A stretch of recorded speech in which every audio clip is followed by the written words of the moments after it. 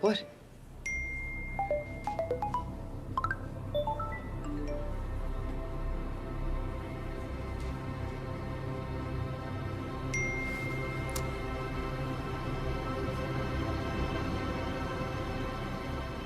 No. No.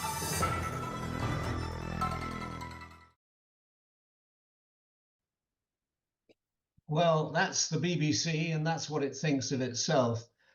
Good evening, ladies and gentlemen. Thank you for joining us for this book launch of a brilliant new book called How Do We Pay for the BBC After 2027? That is, of course, the big question of this decade. The TV license fee is £169.50. That's from the 1st of April, and then it's up for renewal, and with a possible renewal on the 1st of January 2028. But that depends upon the Royal Charter, its license to broadcast, being renewed.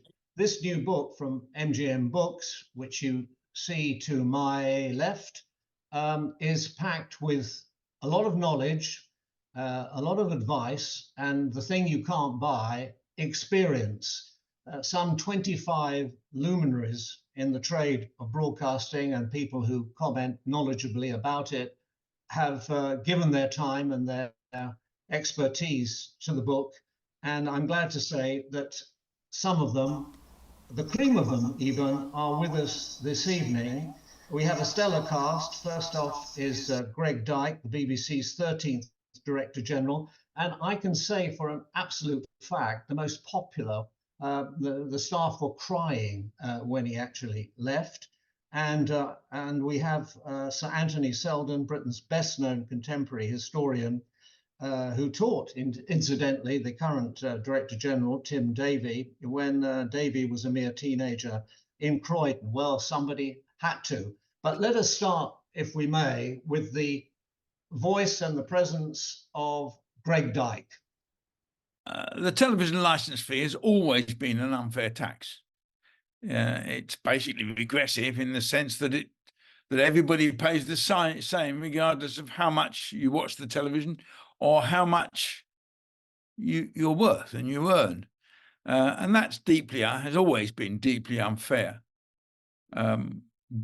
Gordon Brown, when he was Chancellor, tried to change that for elderly people by paying their people over 75 got a free license fee, paid for by the Exchequer.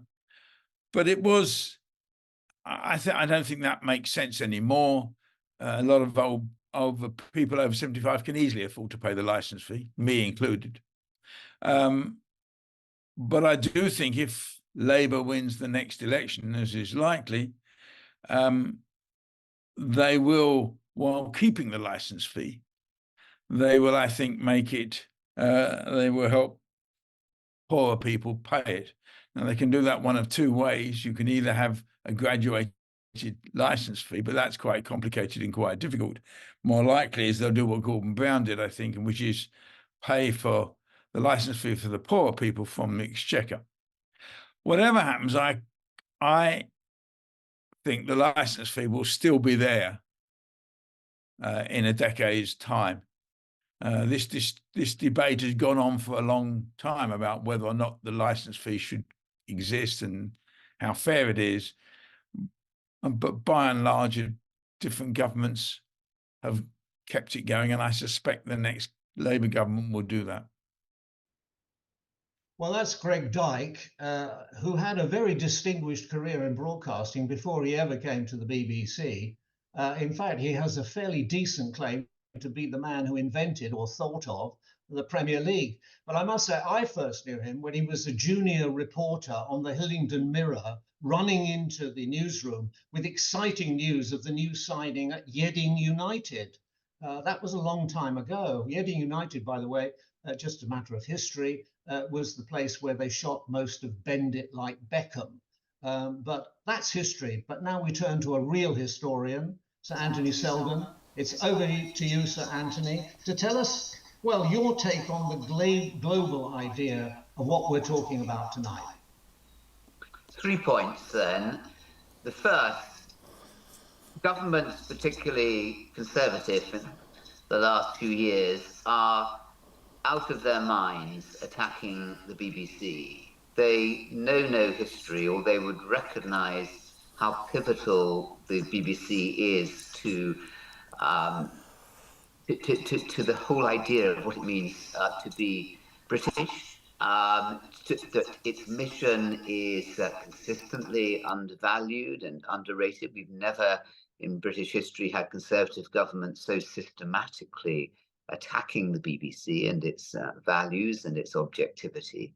But that objectivity is needed more now in the world of AI and deep fakes and leaders like Donald Trump who have no notion of what the truth is, and indeed with stations like GB News who are pumping out partial broadcast news.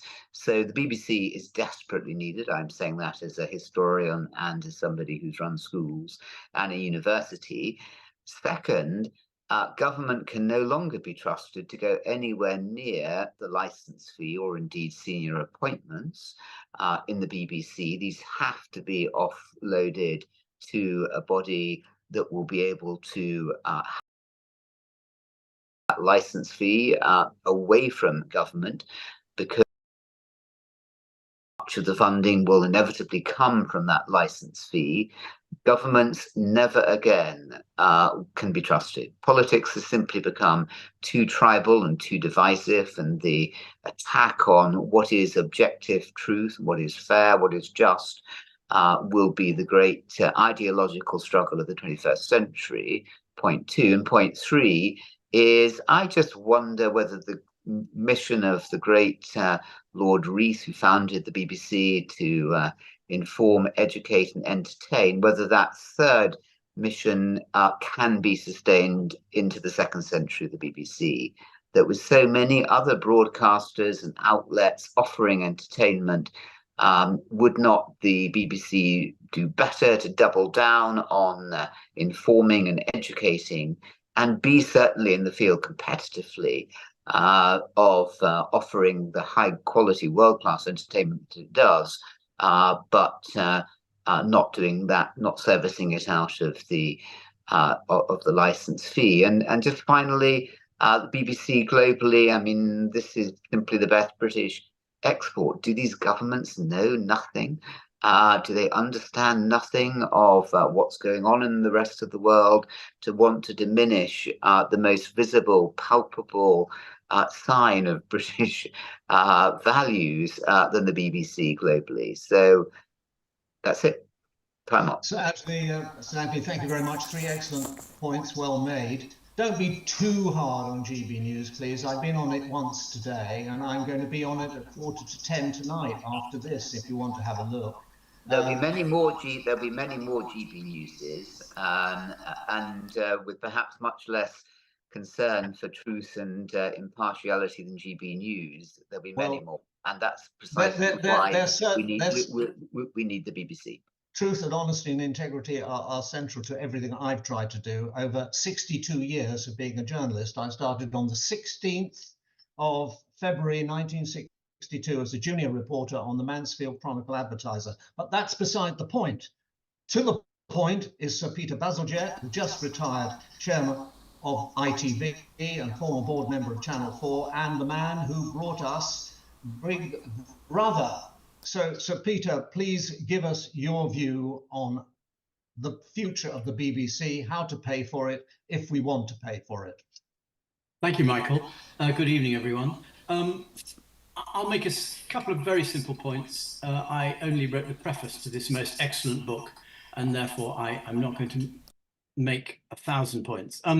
If you see, I urge all my colleagues speaking on this show tonight, before they talk, or I would say descend to discussing how you fund the BBC, which is a sort of train spotter's question, really, to follow the example of Anthony, whom we've just been listening to, and articulate why you want it, if you want it. If you want to abolish it, fine, say so. But if you want it, you need to say you want it, and you need to say, as Anthony did, why you want it. And the reason I'm saying that is I think how you fund it is a secondary question to that. And my experience, my modest contribution, the preface to the book, was taken up by the newspaper, at least it purports to be a newspaper, and totally misrepresented. And as a result, I was completely trolled online, furiously, by a sort of anti-tax, anti-civil society crowd.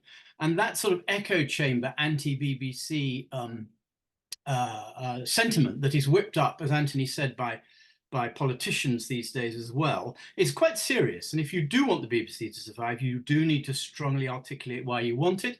And one last point about funding, finally, is that I find the German system where businesses contribute to the license fee rather an interesting system, because it's a way of allowing businesses to say, this is our contribution to civil society. And that's what I think the BBC represents. Thank you. I'm going to, because your preface is very key, going to read one sentence from it. That we choose as a nation to have a compulsory tax to support a media organization whose remit is independently to hold politicians to account could be regarded as the best evidence possible of a healthy liberal democracy. I think that sums it up, and it's an extremely well-made point. Could I now please call on Roger Parry, who's a serial media entrepreneur, knows his way around this business better than most, to give us his views. Sure. I think to pick up on a point that Baz has just made, I think it is perfectly possible to be strongly pro the BBC in terms of its current format and output, but equally strongly anti the license fee as a collection mechanism. The point I made in the book is that the license fee is simply an accident of history and technology. You know, it was invented in 1904 to try and control the use of wireless telegraphy. It was usurped by John Reith in the 1920s as a convenient way to fund his beloved BBC, because he didn't like being reliant on sponsors. Let's remember the BBC started as a sponsor-driven organization. And then when TV came along in the 1940s, they simply used it because it was there. It is an absolutely ridiculous way to fund a public service broadcaster. And I think the challenge for us, in considering it now, is we're getting close to a tipping point where it's so unpopular. And I've been chairman of YouGov for years, and the surveys every year, it gets more and more unpopular with the public, is that we're getting to a tipping point where if a populist like Farage or someone like him decided to make a big campaign out of abolishing the license fee, I think this time you'd literally get into a Dario Fo situation of can't pay, won't pay, civil unrest, and the thing would simply collapse. So I think the license fee has had its day. It's over, even though I think the BBC is vitally important and must be funded in another way. Thank you very much, Roger. I think you joined us from America, am I right? Canada. Well, you're skiing. Are you in Whistler? Lucky old you if you are. I am in Whistler, and I was watching the Super Bowl yesterday, and indeed well, Taylor. Aren't you lucky? Yeah. Aren't you lucky? I'm only envious, but it gets very cold there. You mentioned John Reith. Everybody mentions John Reith, but I've always felt that Captain Peter Eckersley was the man who really made the BBC. He was the chief engineer. Nobody knew how to do radio before he came along, and he did it. And then Reith sacked him because he was involved in a rather messy divorce, which was really rather cruel of Reith, but that was probably his stock in trade. But let us go on to, please, now, Daniel Freeman from the Right-Wing Institute of Economic Affairs. Daniel, please add to the debate. Well, I'd agree with a lot of what Roger just said. I think if you were, no one would invent the license fee today as a system. But we do have to acknowledge it does raise an awful lot of money. So, last year it's raising about £3.8 billion. And so when we're thinking of replacements, I think any one replacement is not really going to be able to fill the gap in its entirety, which is why in my contribution to the book, I suggest a hybrid model in which we have some of the funding based on a subscription model, elements of advertising, and also elements of state funding for specific areas like news and current affairs, where I think there is a stronger case for a public interest in having state funding there. Daniel, thank you very much. You mentioned how much money goes into the BBC now. I think it's something like 3.8 billion. I think that's right. Yeah.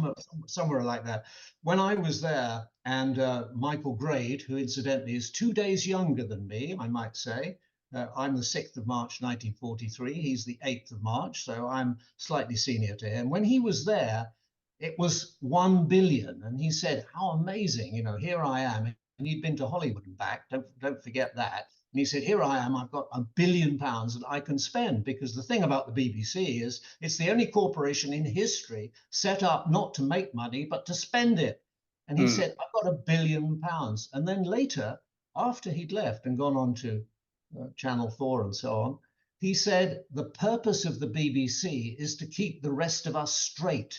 In other words, it sets the standards. I'm just wondering whether it still does set the standards after the Bashir affair and others. But other people wiser than me can now debate that. We have Peter York and Paddy Oh, and Barker. you're supposed to ask me a question, Michael.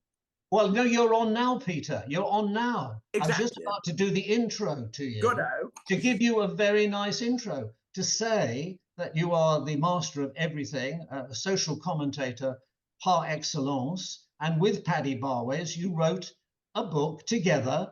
I don't know how many fights you had, and it was called The War Against the BBC. So, Peter, you are on. Oh, terrific. First off, I have to say I agree with everything Sir Anthony said about the BBC. I usually agree with him.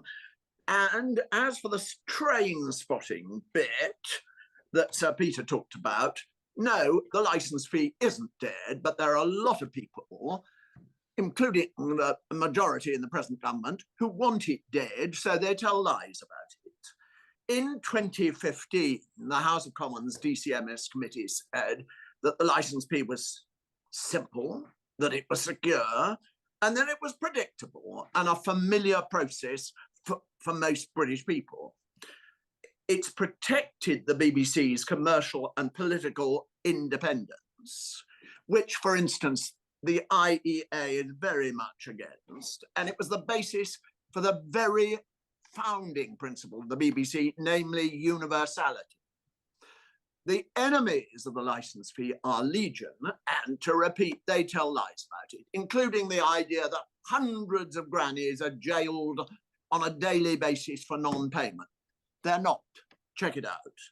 And then there are AstroTurf, fake Tory-based organisations calling for you to defund the BBC. And there are dubious YouTube sites like Chili John Carney, which are linked to them and do the same.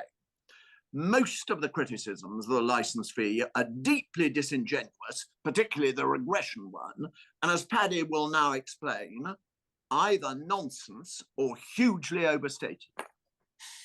Peter, thank you very much. I'm glad to see you've got your heart. You've got an early Valentine's card behind you, behind your left ear there. Oh, good.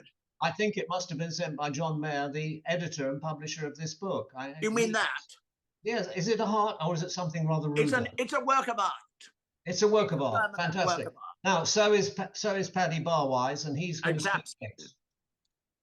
Go ahead, Paddy. You're on. Bring up your sound. Unmute yourself, Paddy, please. Oh, even better. Just pick up on people. I think I completely agree that no one would invent the licence fee today. It's also the case I don't think anyone would invent the BBC today. And my God, we're lucky that they did. Okay, it was, of course, created in a different form in a very different world 100 years ago and has evolved. But if you look at what this country would be like without the BBC, it would be diminished in so many ways, including, by the way, in entertainment terms. You know, take away strictly, people would miss it. The public funding, incidentally, is, yes, it sounds like a lot. In real terms, it was already down 30% by 2019. Between 2010 and 2019, it was already down 30%, and it's down further in real terms now and will continue to go down. In round terms, if the BBC's funding had simply kept pace with general inflation since 2010, not broadcast industry inflation, which is higher, that's general inflation, it would be about 30% higher today. Okay, to put this in perspective. I'll be very brief on the disadvantages of the license fee. It's no more aggressive than the price of milk. The collection cost is only 3.7% of revenue, which is enormously less than the equivalent for advertising or subscriptions. 99% of households use the BBC services each week. So the idea that there are large numbers of households that over a year are paying the license fee and not getting any benefit is complete baloney. And it costs them the equivalent of one takeaway coffee a week for the whole household. And after 9 days with no BBC, 70% of those who say the license fee is poor value changed their minds, and that's been replicated, and the 69% became 70%. Finally, the other objection people make is on, the criminalization of non-payment. As with other taxes, the Conservative commissioned Perry Review rejected decriminalizing license fee evasion, saying the enforcement system was fair, proportionate, and good value. However, thanks to active campaigning by the BBC's enemies, as Peter has said, the evasion rate is now over 10%, and it's still rising.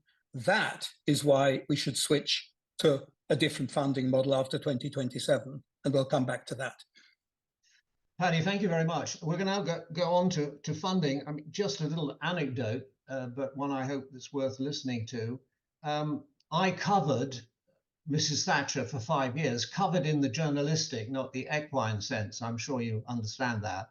And as a result, she invited my wife and myself to Chequers for a weekend when she had just begun to be Prime Minister.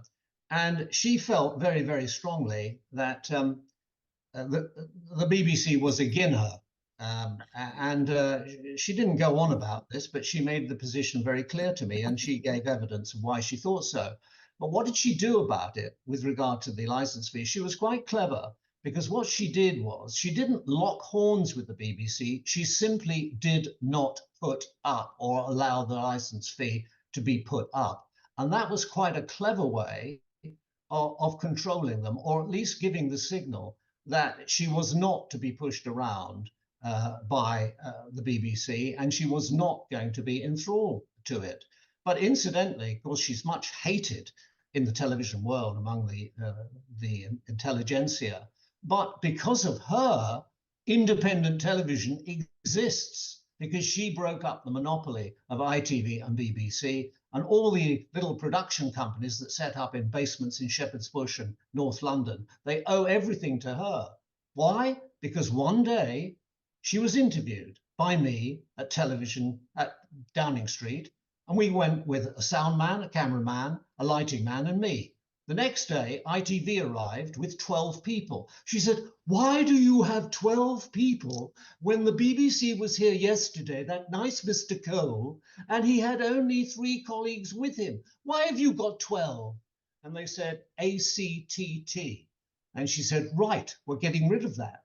And she allowed what we have today. Make no mistake about it. Independent television production companies and the force they are in the world, in this country, throughout the world, are because Thatcher, feeling because she was a free marketeer, allowed that to happen. Now, somebody who knows far more than me is going to speak next, Sir John Curtis. He is the opinion poll expert in this country. His word is respected by people regardless of what their political opinions. What he says actually goes. And from, I think, Strathclyde, Glasgow, good old Glasgow, Sir John is going to give us the benefit of his wisdom on this very contentious matter. Sir John. Thank you very much, Michael. Public policy, of course, at the end of the day, is much easier to pursue if it's got public consent. So while clearly attitudes towards the license fee and its alternatives will not necessarily be the determining factor in deciding what should happen to the BBC license fee after 2027, it's bound to be something that both politicians and civil servants will want to take into account. And the honest truth is that the license fee is not popular. If you simply ask people whether they are for or against the license fee, typically in the polls, you get around 2/3 of people saying that they're against the license fee, and only around 1 in 5 say that they are in favor. There seem to be two principal reasons why this is the case. The first is, I hear the comments earlier as to why this is not necessarily a valid criticism, but it's out there. It is that the license fee is regarded widely by the public as unfair and regressive, not least because it's a lump, like inheritance tax and the council tax, it's a lump sum that people are expected to pay, and lump sum taxes tend to be regarded unfavorably. And it's also noticeable that the license fee is somewhat less popular amongst those in the C2 DE social grades than those in the more professional, managerial, and well-off occupations. So that's problem number one.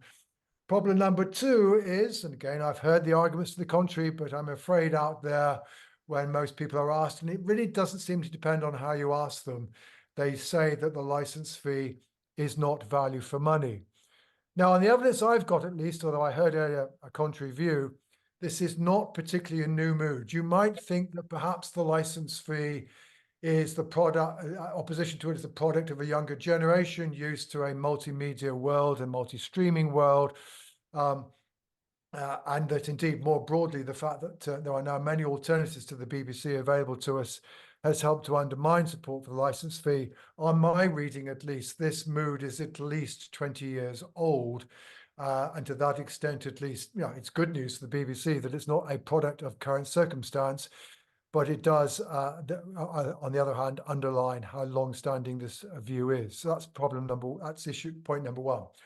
Point number two, however, is there isn't clear support for any alternative to the license fee. Indeed, many polls still find when you pit it against subscription or advertising, that while it may have the support of less than 50%, it still is often the single most popular of the options that are put to voters. And so to that extent, at least, yes, it's not very popular, but like other things in life, it seems to be the best of the alternatives that's available to us.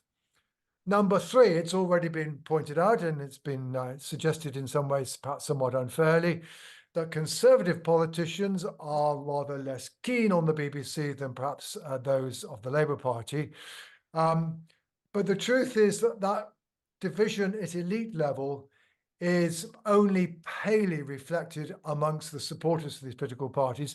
It is true that conservative supporters are perhaps somewhat more inclined to advertising than to the license fee, and to that extent, at least, there is perhaps an agreement, well, not an agreement, but there's perhaps less support for the license fee as opposed to advertising amongst conservative supporters. But this is not true amongst Labour supporters, who in truth intend to be very divided across these various funding models. But in the end, the division between Conservative and Labour supporters is not as great as you might expect from the broad divisions at elite level.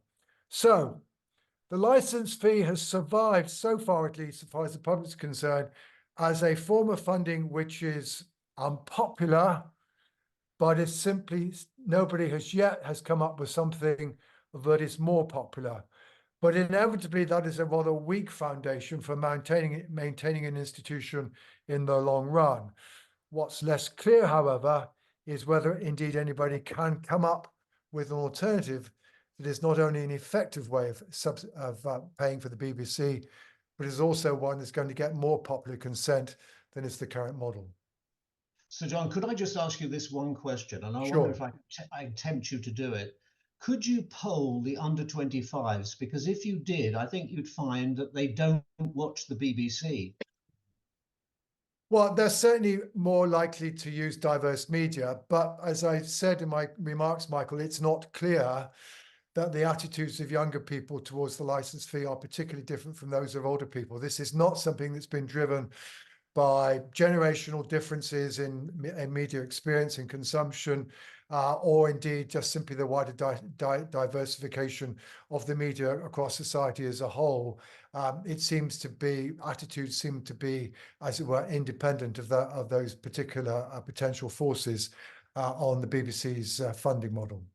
Yeah, well, of course, as everybody here knows, and the people tuning in to this know, since the last BBC charter renewal, which was nearly a decade ago, there's been a phenomenal rise in the streaming platforms: Netflix, Amazon, Prime, Disney. Netflix, amazingly, has nearly 17 million subscribers in the UK alone, and an amazing 250 million worldwide. And they're all paying a subscription of anything between £4.99 and £17.99 a month. So could that be the answer? Subscription, people choosing to pay money to get a certain service. I'd like to call on now somebody who's got vast experience in the trade of television, David Elstein, if he's there, to add his view to what we've got to say. Well, Michael, thank you very much. It's Elstein, by the way. You note that Netflix has 17 million subscribers currently, when a version of the current book was produced 9 years ago, it had 4 million.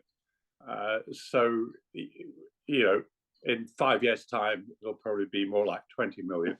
By the way, Netflix generates or spends roughly 5 times as much as the BBC on original TV content and has half the number of employees. Now, I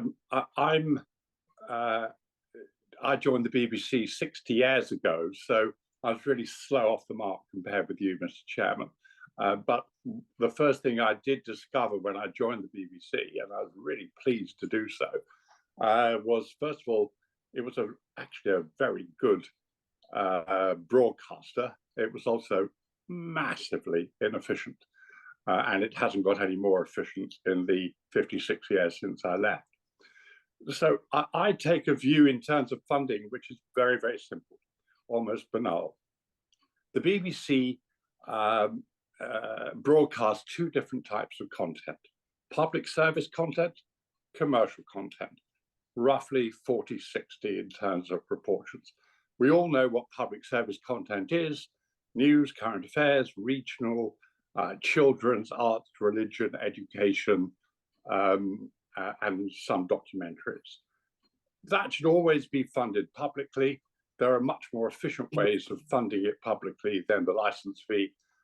My personal preference is through general taxation, and it probably would cost £700-800 million a year to fund the BBC's output, including things like World Service Radio, and that's entirely separate from its thoroughly laudable commercial output, from Strictly Come Dancing to Tipping Point, or wherever you, well, actually it's not Tipping Point, it's Pointless, wherever you might choose to look.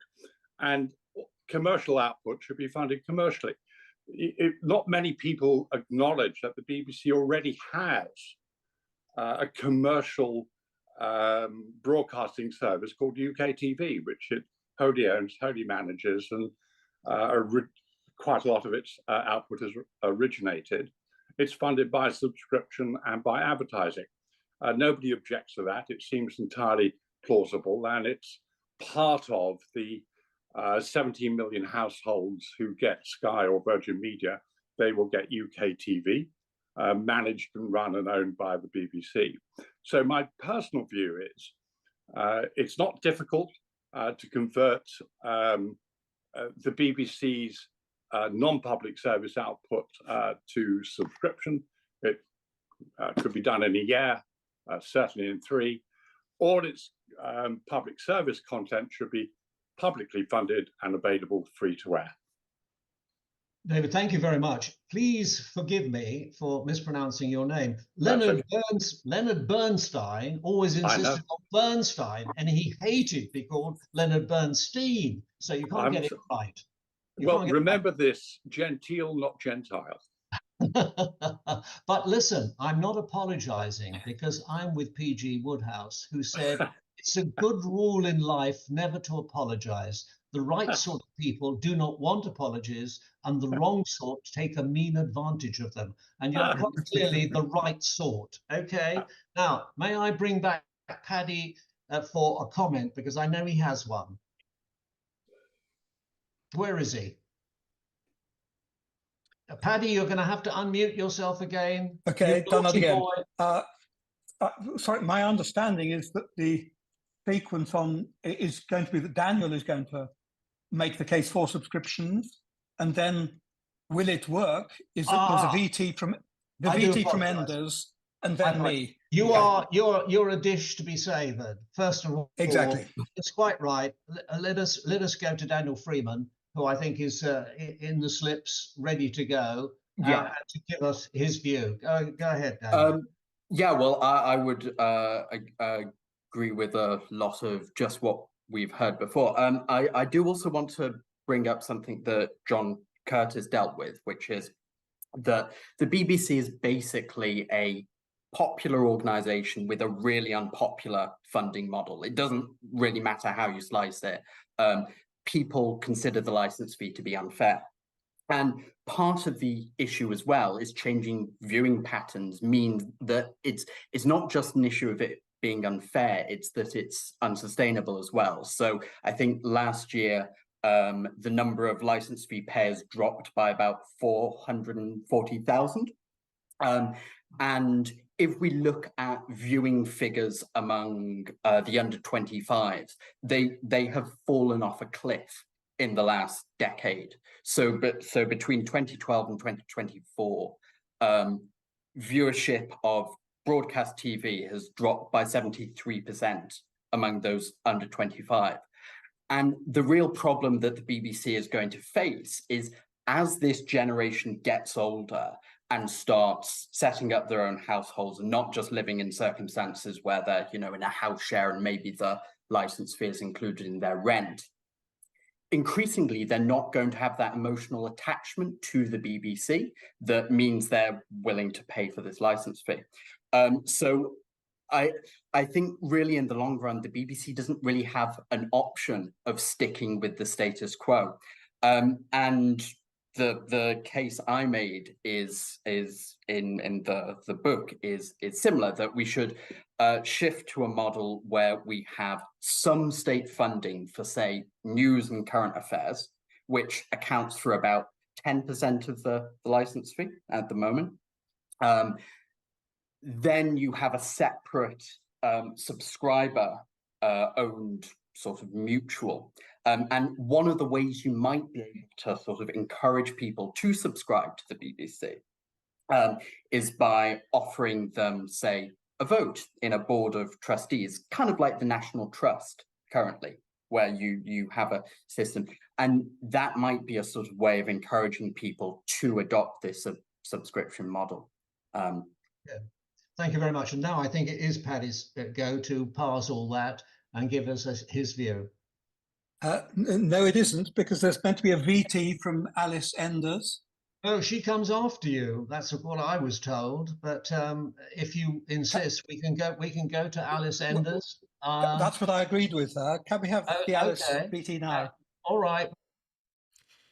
Well, in essence, if you think about alternatives to the license fee, it's always easier to come up with ideas than it is to come up with feasible options that take into account the implementation issues that would inevitably arise. And one of the ideas that has been bandied about, for example, is to have a progressive form of license fee, which would, for example, be assessed as a percentage of, let's say, your taxable income every year. But of course, the issue there is that our tax records are private records, and to implement such a system would obviously come up against privacy issues and all the rest of it. So implementation issues are important. I think if we look at ideas like subscription, well, the problem is that it requires conditional access, and we have a free-to-air technology Freeview that underpins the public service broadcasters. It's a common public good, if you like, a utility, and there's just no way that we're all ready to transition off Freeview and surrender important values of Freeview in terms of access to 95% of the population for TV, and obviously also radio is an important media channel as well. So the point is that we are now in the current system where it is free to air, and you can just turn on your connected device and your TV and so on, and you just get BBC automatically without paying anything. And so it is not a workable assumption to assume that subscription is anywhere near, shape, or form being feasible for the next 10 years. So I would say the other thing is that there are issues in the license fee, such as evasion and the role of the criminal system in enforcing payment of the license fee and so on. And these are all very thorny public policy issues which rightly deserve attention and further understanding. And, you know, I assume that is where policy is likely to go into, you know, in terms of the next parliament, in terms of the next decade of BBC licenses and PSB licenses as a whole. I would just say, for the sake of everybody, that was Alice Enders, a leading analyst of Enders Analysis. But we like the fact that David Elstein wanted to come in there, and that was a recording, but you're now live, David, so give us your reaction to that. Well, I mean, I love Alice dearly, but she's just missing the entire point. All the public affairs, public service content will continue to be available free to air, publicly funded. All that will move to subscription is commercial output, entertainment. Over 85% of homes already subscribe to either satellite or cable or to streaming services. It's extremely easy to gain access to a BBC commercially delivered streaming or broadcast service. It's complete nonsense that you need to upgrade millions and millions and millions of homes in order to do so. And you could do it within 12 months. All this 10-year stuff is complete balderdash. Paddy, do you want to back into the limelight now? Thank you very much. Yes, I mean, Alice is correct that for whichever BBC services are behind the paywall, you need to have conditional access on every relevant device to exclude those who haven't paid. I actually agree with Enders that we're many years away from that being technically feasible across the board. Okay, so if David is saying poor people shouldn't have strictly, if they haven't got pay TV and if they haven't got broadband, then let's have that out on the table. Absolutely. And let's have any proposals he's got for dealing with the devices which aren't included. Okay, let me put that to one side. Even without that problem, subscriptions would still have three big disadvantages.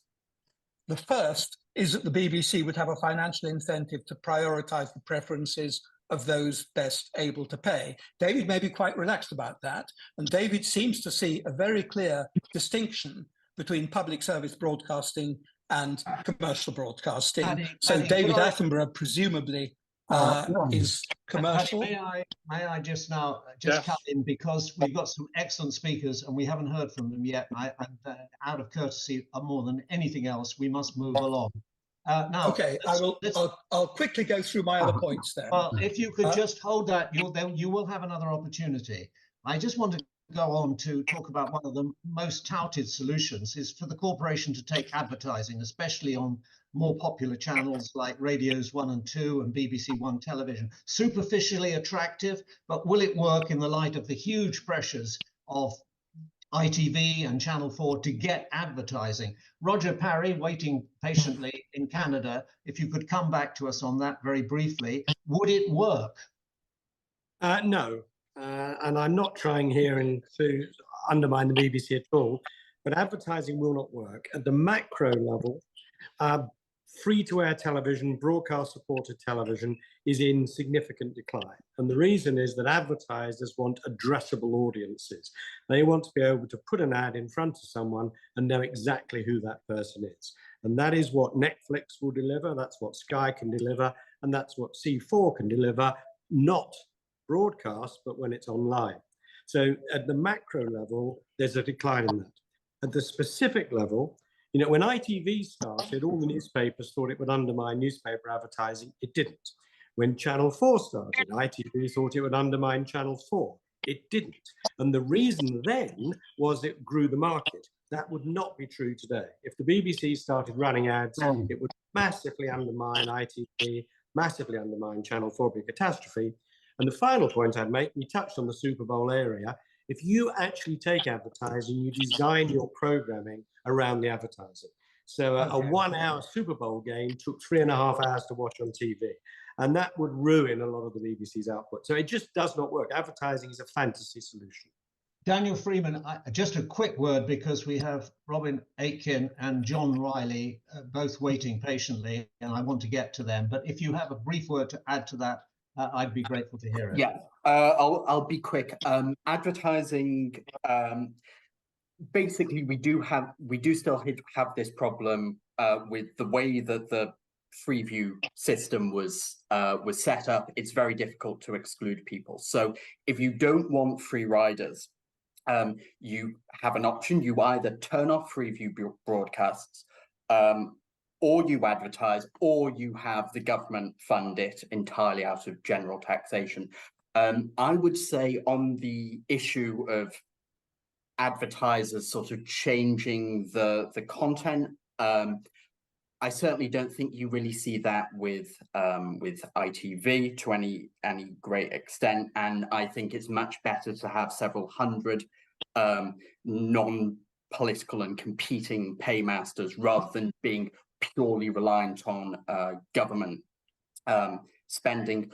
Also, if you are going to replace the license fee out of general taxation, it's a pretty substantial financial commitment. So you're dealing with 3.8-ish billion pounds, which I don't think any government at the moment is going to be particularly keen to commit to.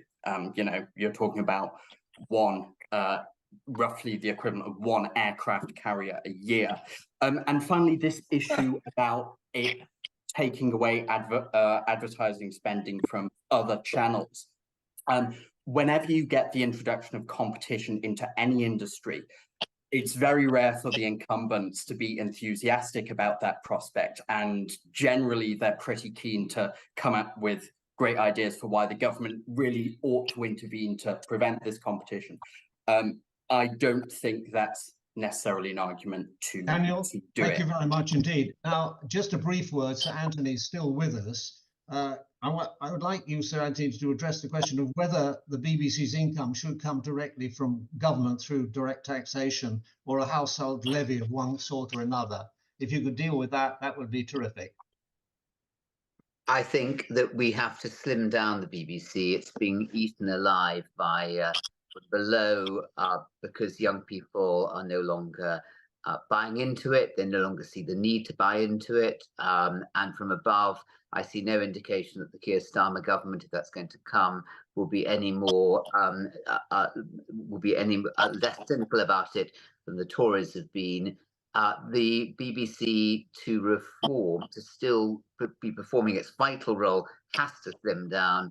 All the entertainment stuff has to be hived off, and the public service role of information and education, which uniquely is the public good, the public service, has to be funded by either subscriptions, but as I suggested, from a body which is removed from government, which is overseeing what a fair rate should be, much diminished because the purview of the BBC will have been much smaller, or tax or subscription, I think, in other ways. So that's what I think. I think the BBC, if we don't reform, is going to be in massive trouble. Okay, now let's move away from the money for a minute. How will the BBC survive editorially? Can due impartiality hold the line? Can it be trusted by the audience? Somebody who knows, somebody who worked at the BBC, worked at the Daily Telegraph, is very, very well informed, is Robin Aitken, who's going to join us now, I think, from somewhere far away. Not so far away. I'm in Oxford, actually, which we consider to be the centre of civilization, obviously. Look, there's, if I may say so, a slight air of... I find that the people who are most fervently in favour of the BBC, its greatest supporters and those who want to see it continue on the path it's been for the last 100 years, are those who agree with the BBC's politics. And the problem for the BBC is this, that there's a growing number of people in the country who are discontented with the offering of the BBC, not on the grounds that there are programmes they don't like, but they don't like the bias in the news output. And I think this was brought to the fore during the Brexit debate, where it was very clear that the BBC was very much in the Remain camp. And the BBC faithfully represents and reflects the views of the liberal establishment. And that's a problem for the BBC. We would not be having this debate at all if the BBC was doing its job properly. If in an alternative universe where all politicians and all people were happy with the BBC, there wouldn't be a discussion about whether to continue with the license fee, because the license fee actually is a perfectly useful mechanism for funding the BBC. The problem is that, as somebody pointed out just a moment ago, 400,000 people plus dropped out of paying it last year. And a lot of those people are doing so because they're ideologically opposed to the BBC. Until the BBC sorts that out and reforms what is actually a question of cultural bias, it's not going to get the wholehearted support of the whole population. And that is the problem for the BBC. Now, let's turn to somebody else who's been at the very, very sharpest end of all this in news. John Riley, who's in the USA at the moment, who was head of news at Sky. I must say that I turn to Sky far more often than I ever turn to the BBC now, for the reasons which have just been so brilliantly outlined by Robin Aitken. John, please go ahead with your views. So I think that news and current affairs is absolutely vital to the BBC surviving in the future. And it's had some big blunders that if they happened in a commercial organisation, the commercial organisation might well close down. You know, we had, and it's the ongoing saga, it's not sorted out yet, of the Diana Bashir interview, the Gilligan mess, the McAlpine-Saville mess. These were big, big stories that the BBC got wrong. And it needs to focus on getting its bond of trust right with its audiences. And if it doesn't get that right, people will stop consuming its journalism. Secondly, it's got to innovate or die. As other people have said on this call, it's losing its followers. It's got to pursue a digital first approach. It's got to cannibalize at pace. And I'm in America, and I'm going to quote a guy who is currently running CNN. Good luck to him, Mark Thompson, once the Director General of the BBC. He said, "You can't invent the future if you're spending 80% of your time on legacy operations. You can't invent the future if you're spending 80% of your time on legacy operations." There's far too much news and current affairs on the BBC. There's sort of, if you use the analogy of the strip of silver, of metal in an old £5 note, is vital to validate the brand. That strip's been bashed too hard. They need to do far less news, fewer TV and radio bulletins, and far more distinct, better digital journalism. And in the chapter in the book, I came up with a 9-point plan. At heart, it's putting digital journalism first. There's too many radio bulletins. There's too much TV news. They've got to seek the higher ground and defend it. They've got to get this. They cannot afford another big blunder. And as I say, the Bashir Diana story is not over yet. And who knew what at the very top about what was going on? Of course, they've got to invest in eyewitness journalism. That's expensive. They should focus on what AI is going to do for them. I'm not an expert on that. They need to acquire some world-class people, because others will get there before them. And if they don't innovate or die, they will shrivel. John, I think that was a tour de force, if I may say so. And I have written about the Bashir scandal. And what I've said is that, of course, the BBC makes mistakes. It's an organization of human beings. Human beings make mistakes. What is different about Bashir is somebody set out to deceive, used criminal methods to do so, hoodwinked people, lied, and generally dragged the reputation of the BBC in the mud. And that is the difference between that scandal and all the other ones that you've mentioned, which might have been put down to huge errors of judgment, serious though they were. So that's why that is. Yes. And I've not worked. I'm sorry, I've not worked in a newsroom that hasn't got things right. No. BBC, ITV, and Sky. As you say, humans will make mistakes. The BBC's got to be dead sure of stories before it runs them. They should forget about.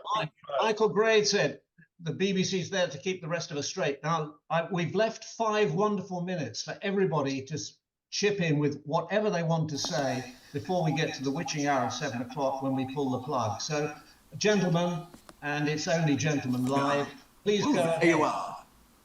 I thought that what Robin had to say was typical Telegraph stuff.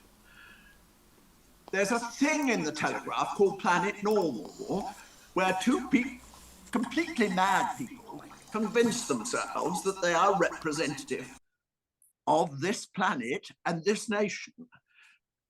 It isn't an ideological thing. It's all about a set of market and technological circumstances that affect the BBC as they do all other legacy broadcasters.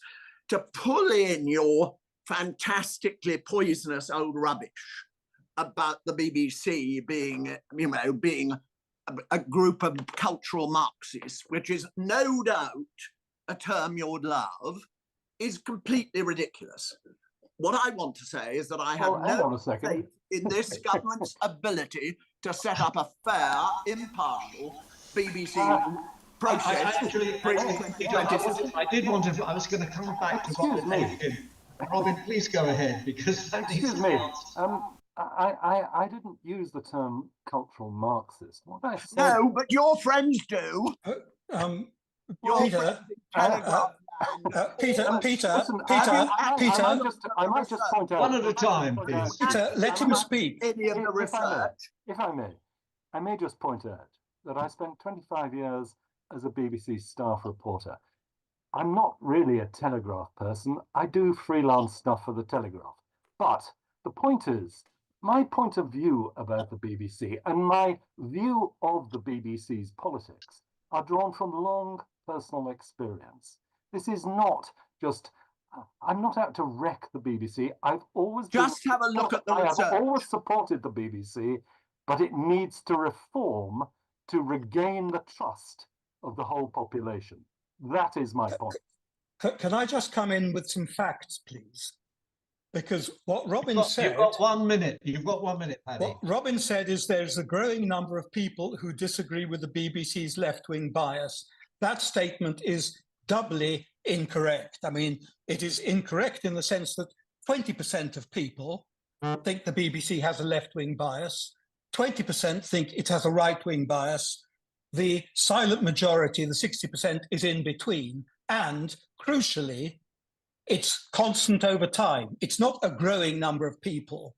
So this sort of Meghan Markle lived experience thing on which Robin draws is not the same as proper data based on neutral questions by YouGov. Paddy, I'd like to ask David Elstein to give us 30 seconds of his wisdom to wrap it up. Well, look, I'm not a doctrinal person here. I know, that's why I asked you. I want the BBC to flourish. The license fee actually inhibits its ability to flourish. Under a different funding system where its public service content was underwritten and guaranteed and wouldn't be compromised, it would do better, as John Riley wishes it would. And with a subscription mechanism, it could out Netflix. It could serve the world.